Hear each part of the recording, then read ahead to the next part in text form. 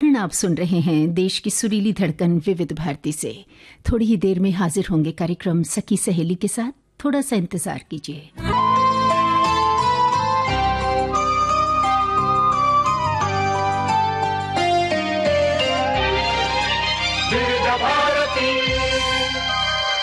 इस मंच से हमारे सभी सुनने वालों को, विविध भारती के सभी श्रोताओं को, सखियों को, सखाओं को शिफाली कपूर और चंचल वर्मा का नमस्कार। क्या बात है चंचल, आज बरसों बाद आपके साथ इस मंच पर हम दोनों एक साथ। हाँ, और ये मुझे भी बहुत खुशी दे रहा है कि इतने साल बाद मैं आपके साथ इस मंच को साझा कर रही हूँ। यकीनन मुझे भी खुशी हुई जब हम बाहर मिले लंच पे जी। जब हमने साथ साथ रोटी खाई तो एक अलग अनुभव हुआ, क्योंकि अपना साथ बहुत समय के बाद हुआ है। हाँ, और कहते हैं ना, जैसी संगत वैसी रंगत। आप जिन लोगों के साथ में रहते हैं उनका असर कुछ तो होता ही है। तो आपकी जो पॉजिटिविटी है, आपकी जो सकारात्मकता है, उसके साथ मुझे भी बड़ा अच्छा लगता है। क्या बात है चंचल, आपकी मुस्कुराहट ने तो स्टूडियो को खिलखिला दिया। तो ये जो विषय है, जैसी संगत वैसी रंगत, इस पर हमारे सुनने वालों के क्या विचार हैं? क्या उन्होंने कभी इस चीज को महसूस किया है कि साथ रहने वालों की सोहबत का असर उन पर आता है, चाहे वो सकारात्मक या नकारात्मक, किसी तरह की प्रभाव उन पर रह जाते हैं?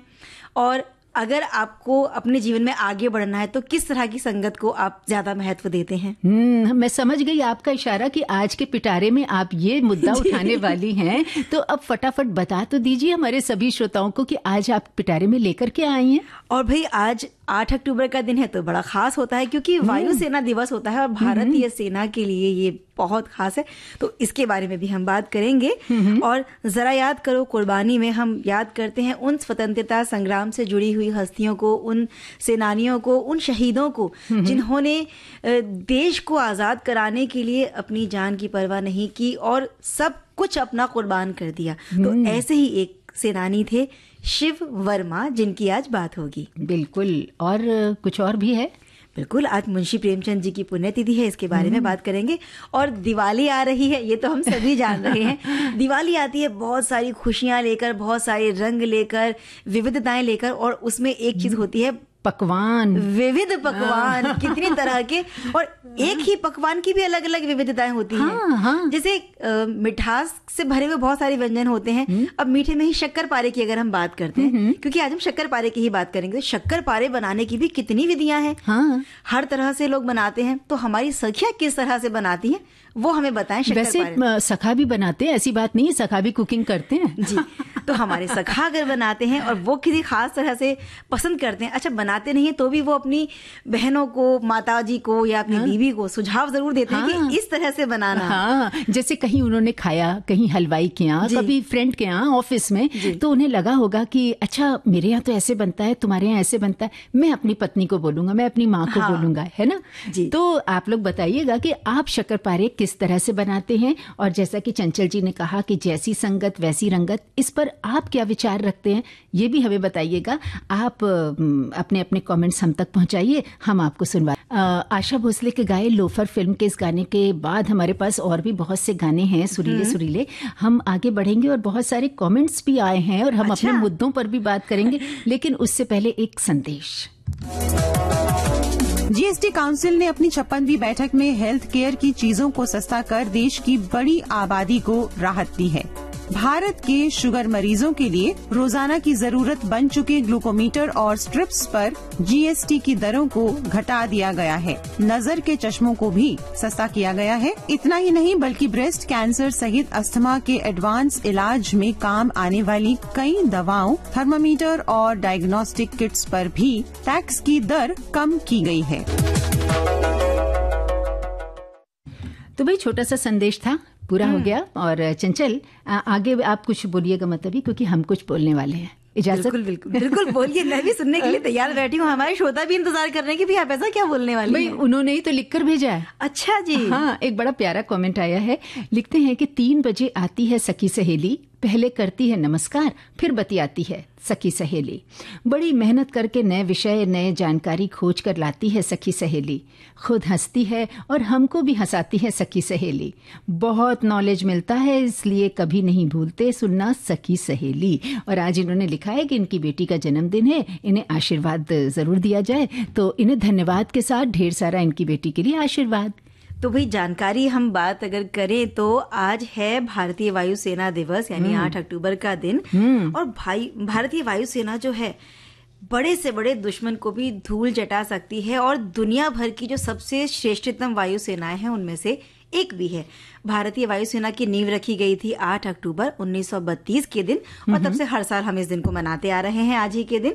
और आजादी से पहले की अगर बात की जाए तो उस वक्त वायुसेना का जो नाम था ये था रॉयल इंडियन एयरफोर्स। बिल्कुल। और जब भारतीय वायुसेना की आधिकारिक स्थापना हुई तब इसमें 6 RAF प्रशिक्षित अधिकारी रॉयल एयरफोर्स है और 19 वायु सैनिकों को शामिल किया गया था। और द्वितीय विश्व युद्ध के समय तक भारतीय वायुसेना की ताकत जो थी वो बहुत बढ़ चुकी थी और इसमें उनकी बहुत ही महत्वपूर्ण भूमिका रही। बात करें 1950 की तो 1950 में भारत के पूर्ण गणतंत्र घोषित होने के बाद इसमें से रॉयल शब्द हटा दिया गया, सिर्फ इंडियन एयरफोर्स कर दिया गया। और ये जो बल है, यानी कि भारतीय वायुसेना की जिस बल की हम बात कर रहे हैं, ये बहुत सारे ऐतिहासिक अभियानों का हिस्सा रहा है और देश को सफलता दिलाई है। इन ऐतिहासिक वायुसेना युद्धों ने भारत की प्रतिष्ठा को एक ऐसे देश के रूप में स्थापित किया जो युद्ध के मैदान में मजबूत है और अपने देश की सुरक्षा के लिए बहुत जरूरी ताकत भी वो रखता है। और इस दिन विमानन उद्योग और वायुसेना कर्मियों का सम्मान किया जाता है जिन्होंने देश की सुरक्षा सुनिश्चित करने के लिए अपनी जान तक की परवाह कभी नहीं की। और हमारे सैनिक इसी तरह के जाबाज सिपाही होते हैं। बिल्कुल। और एक खास बात और है कि इस खास दिन वायुसेना भव्य परेड और एयर शो आयोजित करती है। इसमें भारतीय लड़ाकू विमान और हेलीकॉप्टर अपने करतब दिखाते हैं। वायुसेना दिवस की बड़ी परेड गाजियाबाद के हिंडन एयरबेस में होती है और इसके साथ साथ देश के हर वायुसेना सेंटर में भी इस दिन के खास आयोजन किए जाते हैं। और देखिए हमारे जो सुनने वाले हैं वो भी इसके बारे में हमें लिखकर भेज रहे हैं। हमारे श्रोता लिखते हैं, वायुसेना हो या जल सेना हो या थल सेना हो, सभी सैनिक अमूल्य होते हैं और जब इनकी क्षति होती है तो पूरे देश को नुकसान उठाना पड़ता है। वहीं एक अन्य संदेश है, वायुसेना ने हाल ही में ऑपरेशन सिंदूर के माध्यम से हमारे देश की सीमाओं को न केवल सुरक्षित बनाने का कार्य किया बल्कि दुश्मन के दांत भी खट्टे किए। इस दृष्टिकोण से हमारे नभ से ही इन सीमाओं के इन सभी प्रहरियों के समुचित विकास के लिए आज हम 93वां वायुसेना दिवस मना रहे हैं। उनके शौर्य और पराक्रम के लिए विशेष नमन। ऐसे ही हमारे दूसरे साथी ने भी लिखा है कि ये दिन हर वर्ष 8 अक्टूबर को मनाया जाता है क्योंकि इसी दिन आधिकारिक रूप से, जैसा कि अभी हम लोगों ने जिक्र किया था चंचल जी, कि भारतीय वायुसेना की स्थापना हुई थी। वायुसेना दिवस भारतीय जवानों के वायुसेना में योगदान को याद करने, उनके बलिदान को श्रद्धांजलि देने और उनके किए गए कार्य को याद करने के लिए मनाया जाता है।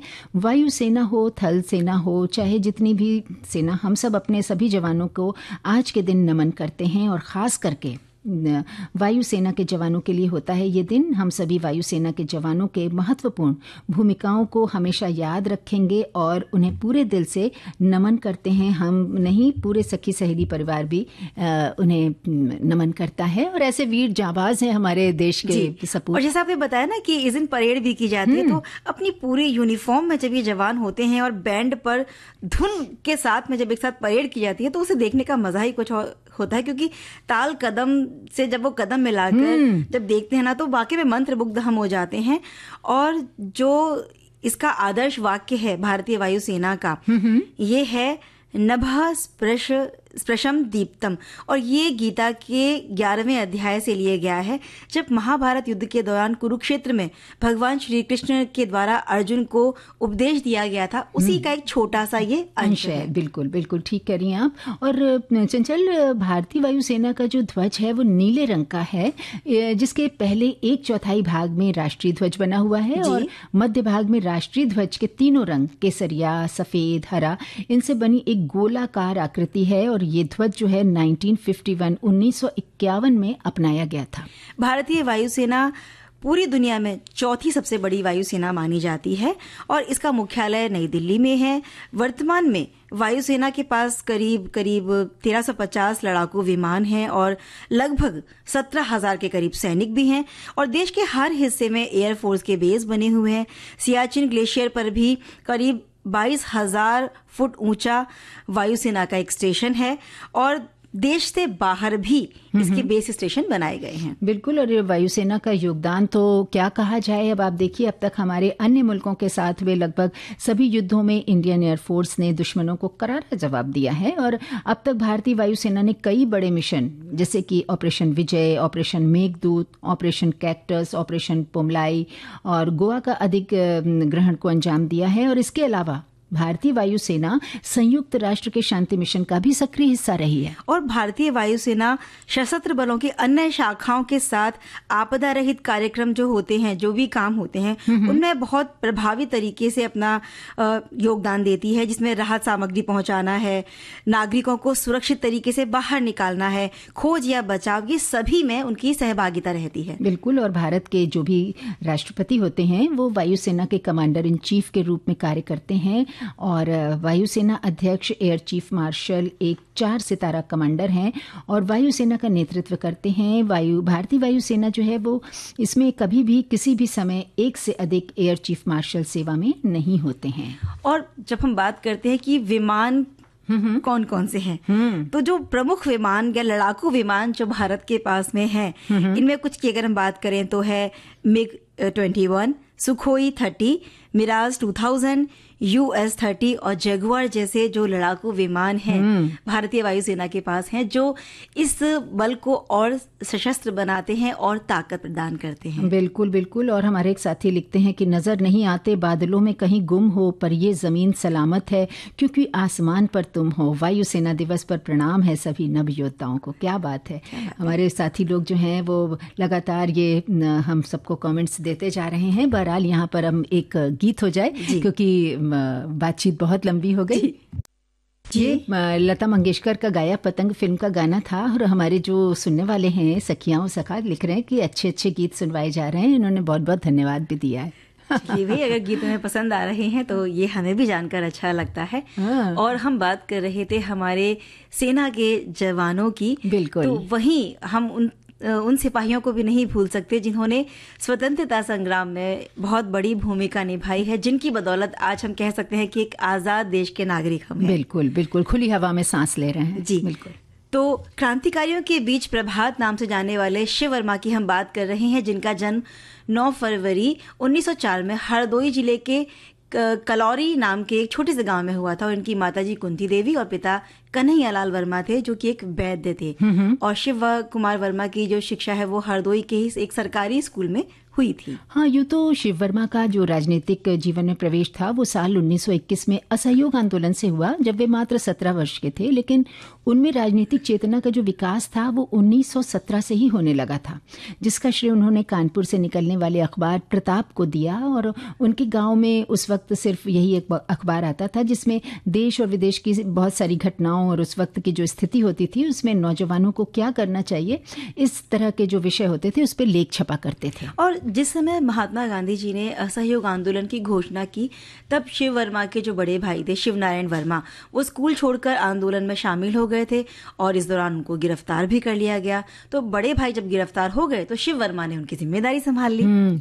असहयोग आंदोलन के कुछ समय बाद ही हरदोई और आसपास के जिलों में एका आंदोलन इसकी शुरुआत हुई, जिससे कि शिव वर्मा भी जुड़ गए, मतलब उस आंदोलन से जुड़ गए। और समय के साथ ये आंदोलन काफी तेज हो गया, जिसकी वजह से अंग्रेजी सरकार ने इसका दमन करने का प्रयास भी किया। और एका आंदोलनकारियों की मदद के लिए शिव वर्मा ने 1923 के कांग्रेस के लखनऊ अधिवेशन में वो शामिल हो गए और वहां उनकी मुलाकात हुई मदन मोहन मालवीय जी से और स्वामी सत्यव्रत जी से।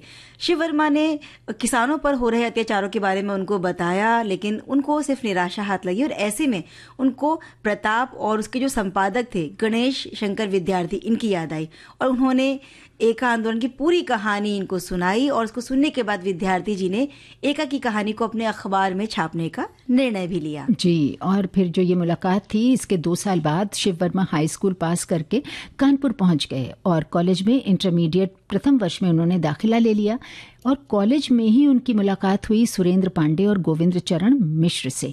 1925 की बात करें तो उसमें हुए काकोरी रेल जो घटना हुई थी, उसके बाद उनकी मुलाकात सुरेंद्र पांडे के माध्यम से विजय कुमार सिन्हा से हुई और विजय कुमार सिन्हा के माध्यम से ही शिव वर्मा की मुलाकात राधा मोहन गोकुल से हुई, जो एक हिंदी के वरिष्ठ पत्रकार और साम्यवादी विचारक थे। क्रांतिकारी पार्टी में शामिल होने के बाद शिव वर्मा की मुलाकात भगत सिंह, सुखदेव, राजगुरु, भगवती चरण वोरा और चंद्रशेखर आजाद से हुई। इसी दौरान वे काकोरी मुकदमे में अभियुक्त राम प्रसाद बिस्मिल से भी जेल में मिले और वहीं बिस्मिल ने उनको अपनी आत्मकथा सौंपी थी और साथ ही साथ संगठन के हथियारों, धन और ठिकानों के बारे में उन्हें विस्तृत जानकारी दी थी। और काकोरी के जो अभियुक्त थे, इनको फांसी और जेल की सजा के बाद क्रांतिकारी दल का पुनर्गठन हुआ, जिसमें शिव वर्मा ने बहुत अहम भूमिका निभाई। भगत सिंह का प्रस्ताव था कि हिंदुस्तान प्रजातांत्रिक संघ का नाम बदलकर हिंदुस्तान समाजवादी प्रजातांत्रिक संघ किया जाए और समाजवाद को जल का लक्ष्य घोषित किया जाए। हाँ बिल्कुल, वो समाजवाद जो है ना, उसको दल का जो लक्ष्य है वो घोषित कर दिया जाए। और इस प्रस्ताव को दल के हर प्रांतीय संगठन को भी भेजा जाए। 4 प्रांतों ने इस प्रस्ताव को स्वीकार कर लिया, केवल एक बंगाल प्रांत को छोड़कर। वहां के नेताओं के पास शिव वर्मा के दल की तरफ से बात करने के लिए जब उन्हें भेजा गया, लेकिन इसका निष्कर्ष जो भी है कुछ निकल नहीं पाया था उस वक्त। और सितंबर 1928 में फिरोज शाह कोटला में हुई ऐतिहासिक बैठक में शिव वर्मा भी शामिल हुए और उनको केंद्रीय कमेटी का सदस्य और संयुक्त प्रांत का संगठनकर्ता नियुक्त किया गया और शिव वर्मा एक सफल संगठनकर्ता के रूप में उभर कर आए। भारत में बढ़ते मजदूर आंदोलन को कुचलने के लिए भी जो अंग्रेज सरकार थी, उन्होंने 1929 में ट्रेड डिस्प्यूट बिल और पब्लिक सेफ्टी बिल लाने का फैसला किया था, लेकिन क्रांतिकारियों ने इन दमनकारी कानूनों के विरोध में 8 अप्रैल को असेंबली में धुएं वाला बम फेंकने का निश्चय किया और ये जो होने वाला था, इसको भगत सिंह और बटुकेश्वर दत्त अंजाम देने वाले थे। और आगे हम बात कर रहे हैं इसी में कि असेंबली बम घटना जो हुई थी उसके बाद, यानी इसी के बाद शिव वर्मा और उनके साथी जयदेव कपूर और राजगुरु को पता चला कि वायसराय दिल्ली आ रहा है, तो तीनों ने वायसराय को मारने की योजना बनाई और फिर बम और पिस्तौल लेकर निकल पड़े, लेकिन ये योजना भी सफल नहीं हो पाई। इसके बाद उनको ये पता चला कि वायसराय शिकार खेलने देहरादून जा रहा है। तीनों साथी चंद्रशेखर आजाद वायसराय को मारने के मकसद से देहरादून निकल गए, लेकिन पुलिस को इसकी भनक लगी और इन लोगों को अपनी योजना स्थगित करनी पड़ी। और इसी जो असेंबली में बम की घटना हुई थी, इसी की हम बात कर रहे हैं। इसके बाद शिव वर्मा और बाकी के जो भी क्रांतिकारी थे वो भूमिगत हो गए, उन्हें कहीं छुपना पड़ा। दल का जो मुख्यालय था वो आगरा से सहारनपुर स्थानांतरित कर दिया गया। शिव वर्मा और उनके 2 साथी जयदेव कपूर और डॉक्टर गया प्रसाद ये सहारनपुर में ही रहने लगे। इसी दौरान असेंबली बम घटना जो हुई थी, इसकी तहकीकात करते हुए अंग्रेजी जो पुलिस ऑफिसर थे वो लाहौर के एक मकान पर उन्होंने छापा मारा और वहां से सुखदेव और अन्य क्रांतिकारियों को गिरफ्तार कर लिया गया। और उधर सहारनपुर में पुलिस को तीनों क्रांतिकारियों पर शक हो गया, जिसके बाद एक छापे में उनको भी गिरफ्तार कर लिया गया। असेंबली बम घटना के तहकीकात के दौरान ही अंग्रेजी पुलिस ने क्रांतिकारियों के तार सॉन्डर्स वर्थ से भी जोड़ लिए थे, जिसके बाद सभी क्रांतिकारियों पर लाहौर षड्यंत्र का केस चलाया गया। शिव वर्मा पर भी केस चला, हाँ, और उनको लाहौर ले जाया गया वहां के जेल में। वहीं वे क्रांतिकारियों की भूख हड़ताल में शामिल हुए और इस केस में भगत सिंह, सुखदेव और राजगुरु को फांसी और बाकी क्रांतिकारियों को काले पानी की सजा हुई। इनमें शिव वर्मा भी शामिल थे। यानी कि हम जानते हैं कि काले पानी की सजा भी इन्होंने भोगी थी और शिव वर्मा और उनके अन्य साथियों को अंडमान जेल भेज दिया गया था। काले पानी के लिए वहीं भेजा जाता था और वहाँ बहुत सारे अत्याचार, तरह तरह की यातनाएं उन्हें दी जाती थी। उन्हें कोल्हू में जोतकर तेल निकलवाया जाता था और बहुत ही घटिया तरह का खाना उस दौरान उनको दिया जाता था। रहने के लिए बदबूदार कोठरियाँ हुआ करती थी जिनमें बारिश का पानी भी भर जाता था।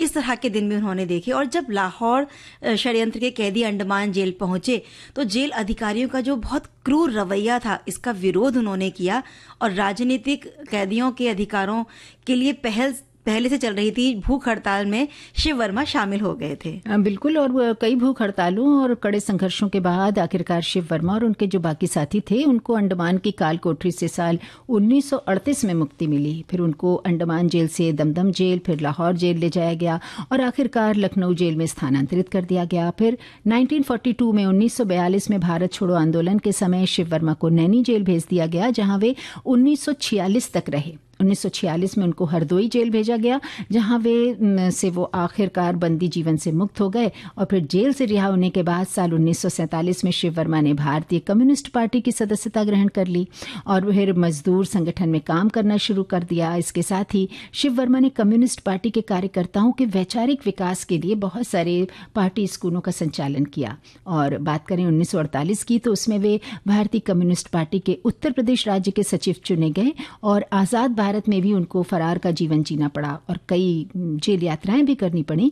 इन सब के बावजूद वे एक शोषण मुक्त समाज के निर्माण के लिए लड़ते रहे। और उनके लिखने में बहुत रुचि थी, तो शिव वर्मा कॉलेज के दिनों से ही लिखाई पढ़ाई किया करते थे। क्रांतिकारी जीवन के शुरुआती दौर में दिल्ली से निकलने वाली पत्रिका वैभव, जो हरदोई से निकलती थी, इस वाली पत्रिका आर्य कुमार और प्रताप में बतौर संवाददाता भी वो काम कर चुके थे। और मशहूर हिंदी पत्रिका चांद के अंक के लिए कई क्रांतिकारियों की जीवनी भी उन्होंने लिखी। 1953 में एक प्रगतिशील हिंदी पत्रिका नया पथ, इसका संपादन भी किया। 1963 में उन्होंने संस्मृतियां नाम से एक पुस्तक लिखी जिसमें 7 क्रांतिकारियों की कहानियां हैं और ये पुस्तक क्रांतिकारियों पर लिखी गई सबसे बेहतरीन पुस्तकों में से एक मानी जाती है। और अंडमान के दिनों में जो भीषण अत्याचार उन्होंने सहे थे, इससे उनके स्वास्थ्य पर बहुत बुरा असर हुआ था और इसके चलते उनकी आंखों की रोशनी भी लगभग बहुत कम हो गई थी। बिल्कुल। और साल 1981 जब आया तो उन्होंने राजनीति से संन्यास दे लिया और अपना जीवन क्रांतिकारी आंदोलन के इतिहास में संयोजन में लगा दिया। और अपनी सह क्रांतिकारी दुर्गा भाभी के सहयोग से स्थापित शहीद स्मारक एवं स्वतंत्रता संग्राम शोध केंद्र में वे सक्रिय हुए और अपने क्रांतिकारी साथियों के जीवन पर पड़ी धूल को उन्होंने हटाना शुरू किया। और जीवन के अंत तक वे अपने साथी भगत सिंह के सपने को साकार करने के लिए कार्य करते रहे और फिर 10 जनवरी 1997 को इस दुनिया को सदा के लिए अलविदा कह गए। इन सब की घटनाएं सुन के रोंगटे खड़े हो जाते हैं। चंचल जी, यहाँ पर एक ब्रेक ले लें। उसके बाद देखिए, अंतराल तो पलक झपकते ही पूरा हो जाता है क्योंकि मीठा सा वाद्य संगीत होता है। हमारे श्रोता जो हैं उसका लुत्फ उठाते हैं और छोटा सा अंतराल पलक झपकते ही पूरा हो गया। अब क्या इरादा है? अब एक गीत सुन लेते हैं। गीत सुनना है? तो चलिए, श्रोताओं के साथ हम सब भी गीत सुनते हैं सेनानी की। और हमने शहीद फिल्म का ये गाना सुना और हमारे एक साथी ने लिखा है कि शहीद फिल्म का ये गाना जानकारी के साथ साथ मधुर गाने भी सुनने को मिल रहे हैं। क्या बात है। और भाई, मैंने जैसे शुरुआत में ही कहा था कि आपकी जो सकारात्मकता है, इसकी संगत का असर मुझ पर भी आता है। और हमारे साथियों ने भी बहुत अच्छी अच्छी बातें इस दौरान लिखकर भेजी हैं। और सही बात है शेफाली की संगति का हमारे जीवन पर बहुत महत्व होता है। और जिस चीज़ की भी हम संगति करते हैं, जिस तरह के लोगों की संगति हम करते हैं, उससे हमारा जो भी चीज़ें हैं, हमारे आसपास में जो चीज़ें हो रही होती हैं, वो भी प्रभावित होती हैं। और अगर स्वाति की बूंद का भी हम अलग अलग रूप देखें, यानी कि सिर्फ ओस की बूंद की हम बात कर रहे हैं, तो कहते हैं अगर वो सीप में गिर जाए तो मोती बन जाती है, सांप के मुख में चली जाए तो जहर बन जाती है। और कहीं कहीं ऐसे भी कहते हैं कि अगर वो केले के पत्ते पर गिरे तो कपूर आदि, हालांकि कपूर का कोई संबंध नहीं है, लेकिन बूंद को जिस चीज की संगति मिल रही है वो वैसा ही रूप ले लेती है। तो इसी तरह से हम ये भी कहते हैं कि बुद्धिमानों की संगति अगर हम करें तो हम बुद्धिमान होंगे, और विवेकहीन लोगों के साथ बैठेंगे तो शायद वो संगति हमारा विवेक भी हर लेगी। हाँ, बिल्कुल सही बात है। और कई बार हम अपने बच्चों को भी यही समझाते हैं कि आपके जो दोस्त हैं उनके विचार कैसे हैं, इनको जानकर वो किस तरह की बातें करते हैं, इन्हें समझकर ही आप उनकी संगति करिए। बिल्कुल, ये बिल्कुल आप सही बात कह रही हैं। और एक बहुत पुरानी कहावत भी है चंचल जी कि काजल की कोठरी में जाकर मनुष्य उससे अछूता नहीं रह सकता। मनुष्य की संगति से उसके चरित्र का परिचय मिलता है। हाँ। और कुसंगति जहाँ मनुष्य को पतन की ओर ले जाती है, सत्संगति बुद्धि की जड़ता नष्ट करती है और वाणी को सत्य से सींचती है, मान बढ़ाती है, पाप मिटाती है और हमारे चित्त को प्रसन्नता प्रदान करती है। क्या बात यानी अच्छी संगति जो है वो बहुत ज़रूरी है जीवन में। अगर हमें कुछ करना है तो निश्चित रूप से एक सकारात्मक माहौल में हमें रहना पड़ेगा और संगति का जीवन पर गहरा असर पड़ता है। इसीलिए ये भी कहते हैं ना कि मनुष्य का चरित्र दीक्षा से नहीं वरन चित्रवान तो गुरु और साथियों के संग से बनता है। और योग्य और प्रतिभावान जो साथी होते हैं उनकी संगति से मनुष्य की बुद्धि पैनी होती है, उनका ज्ञान बढ़ता है और जो उनके सोचने का ढंग है वो प्रभावशाली होता है। इसके विपरीत मूर्ख और घमंडी की संगति से बुद्धि पर जड़ता आ जाती है। बिल्कुल। और किसी भी व्यक्ति का विकास केवल किताबों से, स्कूल कॉलेज जाने भर से नहीं होता, वरन ये अच्छा विकास जो भी अगर होता है तो शिक्षकों के मार्गदर्शन से, प्रतिभा संपन्न साथियों के संग रहने से भी होता है।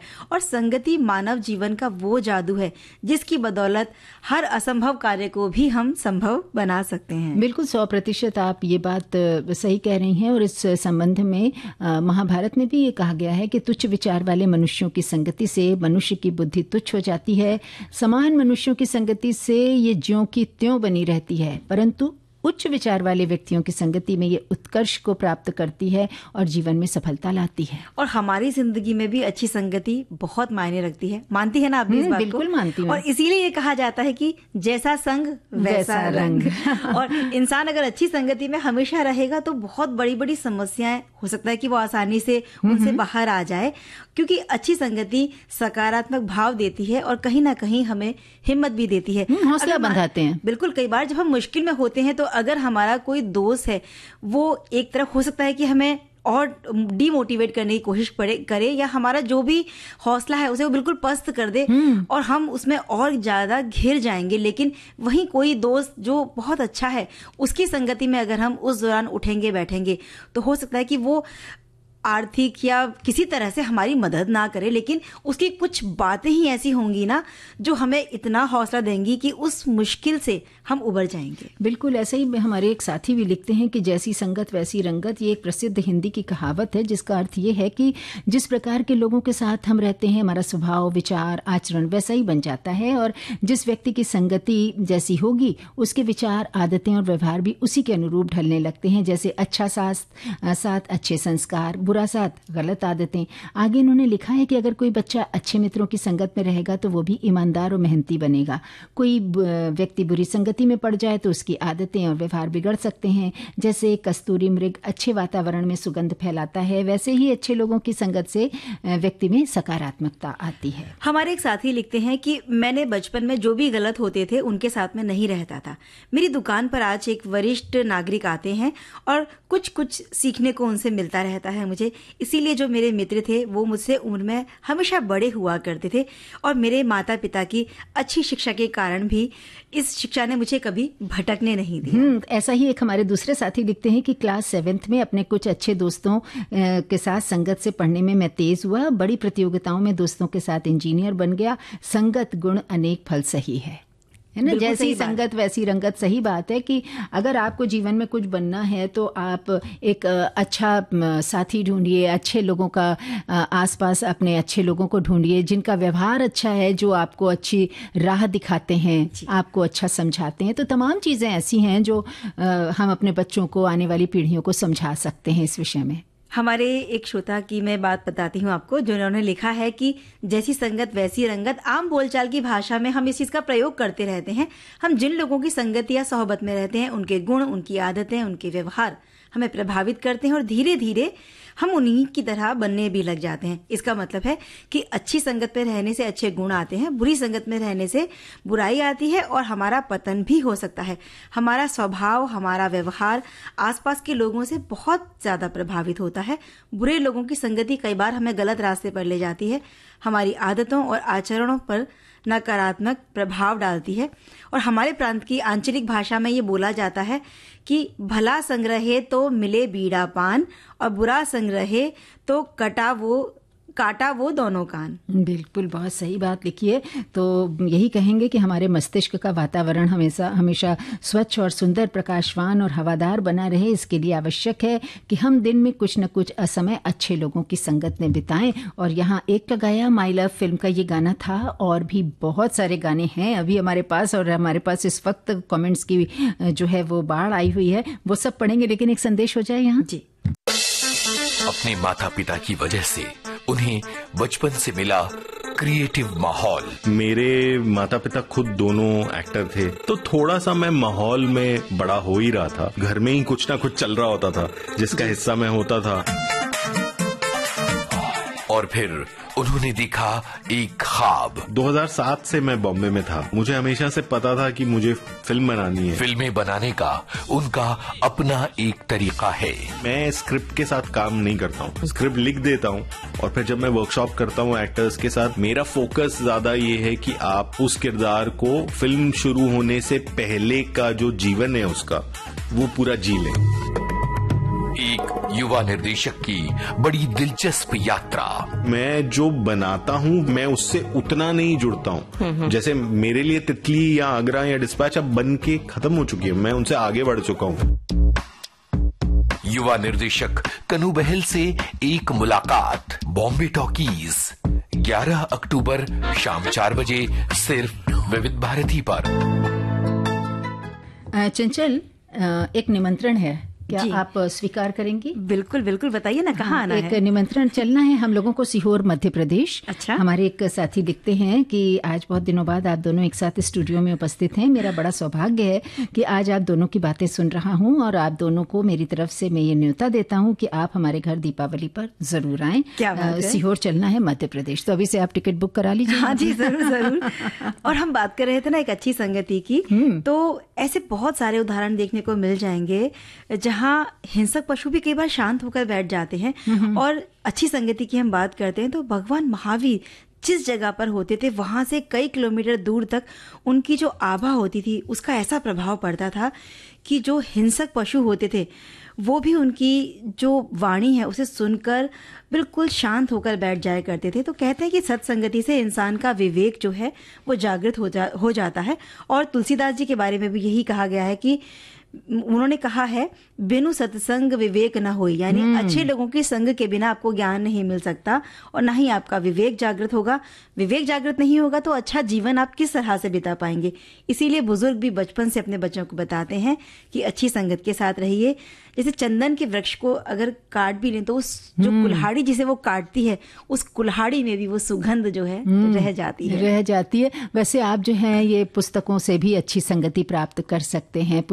अच्छी पुस्तकें, अच्छा साहित्य जो होता है वो हमें एक अच्छी संगति देता है। वो हमारा मित्र होती हैं, किताबें तो हमारी मित्र होती हैं। बिल्कुल। तो आज एक ऐसे ही बहुत बड़े साहित्यकार मुंशी प्रेमचंद जी की पुण्यतिथि है और उनके ऐसे बहुत सारी कहानियां, उनके उपन्यास, उनका साहित्य ही ऐसा है जो कहीं ना कहीं हमें आम जन से जोड़ता हुआ नजर आता है। हमारी आम समस्याएं, उनसे जुड़े समाधान हमें वहां मिल जाते हैं। और कई बार जब हम बहुत अकेले होते हैं, निराशा में होते हैं, तो ऐसी किताबें जब हम पढ़ते हैं तो इनकी संगति वाकई हमें उबार लेती है। बिल्कुल। तो इस तरीके के जो साहित्य होते हैं अगर हम उनके साथ जुड़ जाएंगे तो निश्चित रूप से हमें एक अच्छी दिशा मिलेगी जीवन को। बिल्कुल। और उनकी कहानियां तो ऐसी रही हैं ना जो जिन पर बहुत सारी फिल्में भी बनी हैं और उनकी कहानियों को सब लोगों तक पहुंचाया जा सके इसलिए अलग अलग भाषाओं में उनका अनुवाद भी हुआ। और वो बहुत संवेदनशील लेखक थे, सचेत नागरिक थे, कुशल वक्ता थे, विद्वान संपादक थे और कहते हैं कि हिंदी कहानी में तो उनको पितामह या उपन्यासों का सम्राट भी हम उन्हें कहते हैं। बिल्कुल। और ये भी बात है कि जो जीवन के जो वो अंतिम दिन थे उनके, वो बहुत गंभीर रूप से वो बीमार पड़ गए थे, जिससे चलते वो उपन्यास दिख रहे थे ना, मंगलसूत्र, वो पूरा नहीं हो पाया और बहुत लंबी बीमारी के बाद 8 अक्टूबर 1936 को उनका निधन हो गया। और लेकिन उनका जो अंतिम उपन्यास मंगलसूत्र था वो उनके बेटे अमृत राय ने पूरा किया। इसके अलावा जो उनके कुछ खास कहानियां या उपन्यास है, अगर हमारे श्रोता पढ़ना चाहे तो वो पंच परमेश्वर, गुल्ली डंडा, दो बैलों की कथा, ईदगाह, बड़े भाई साहब, पूस की रात, कफन, ठाकुरों का कुआं, सदगति, बूढ़ी काकी, विध्वंस, दूध का दाम, मंत्र, ऐसे यूं मैं नाम लेने जाऊंगी ना तो नाम खत्म नहीं होंगे। अनगिनत हैं और ये सारी आम जीवन से जुड़ी हुई कहानियां हैं, साहित्य हैं। मतलब इनको आप पढ़ेंगे तो बिल्कुल ऐसा लगेगा कि ये कहानी ये तो जीवन से जुड़ी हुई है और उसका कोई ना कोई चरित्र लगेगा कि ये चरित्र मेरा ही किरदार लिखा गया है। और भाषा भी समृद्ध। तो ऐसे साहित्यकार को तो नमन करते हैं हम लोग। और जैसा कि अभी जैसी संगत वैसी रंगत की बात हो ही रही है तो हमारे एक साथी ने भी कमेंट लिख भेजा है कि जैसी संगत वैसी रंगत, हम तो हमेशा विविध भारती की संगत करते हैं तो हमारे जीवन में रंगत ही रंगत है। क्या बात है। और गानों से भी तो रंगत बढ़ जाती है कार्यक्रम की। बिल्कुल।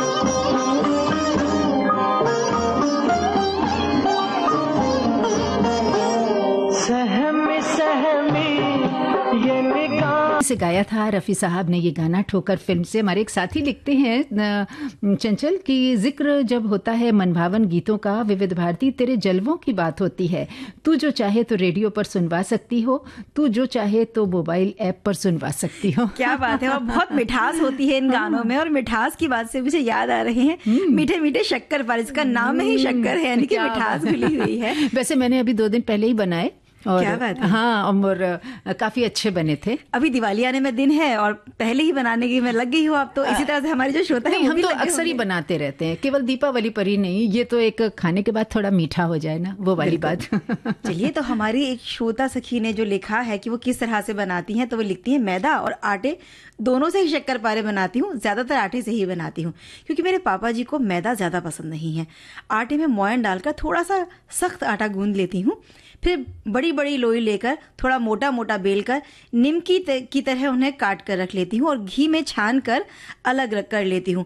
फिर एक कढ़ाई में चीनी की 3 तार की चाशनी बनाकर गैस से उतार कर उसमें वो जो आटे की निमकी है उन्हें चाशनी में डालकर लगातार चलाती रहती हूँ जब तक कि चाशनी पूरी तरह से जम नहीं जाती।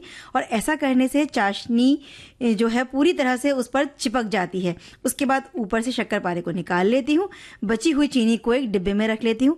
फिर जब कुछ मीठा बनाना होता है तो उसी चीनी का उपयोग कर लेती हूँ। हमारी एक सखी ने लिखा है कि व्यंजन, भाई भोजन तो कर लिया है और लंच के बाद डिनर के लिए ये व्यंजन अवश्य ही स्वीकार है। होता है ना कि खाना खाने के बाद कभी कभी होता है कि कुछ मीठा हो जाए, तो आम घरों में ये सारी चीजें बनी हुई आपको दिखेंगी ही डब्बों में रखी हुई। और जिस तरह से हमारी सखी ने बताया कि वो पहले बना लेती हैं बाद में चाशनी चढ़ाती हैं, तो इसे एक तरीके से इस तरह भी बनाया जाता है कि आप मीठे पानी से, यानी कि चाशनी पहले ही बना ली जाती है, चाहे वो गुड़ की हो या वो शक्कर की हो, उस चाशनी से ही आटा गूंदा जाता है, उसमें मोयन भी डाल लिया जाता है और उसके बाद उसको घी या तेल में अपनी सुविधा के अनुसार या अपनी जरूरत के अनुसार, अपने स्वाद के अनुसार तल लिया जाता है। तो ये भी एक तरीका होता है बनाने का। और गुड़ का भी बनता है। आप जैसे आप शक्कर पारे पहले बनाकर तल लें, चाहे घी तेल जिसमें भी आपको सुविधा होती है, जिसमें आप पसंद करते हैं, और बाद में गुड़ की चाशनी में उसे पाक सकते हैं। और ऐसी चीजें जैसे और भी बहुत सारे व्यंजन हैं जिन्हें आप गुड़ और चीनी सब में मिक्स करके बनाए जा सकते हैं। और आप बताइएगा सखियों कि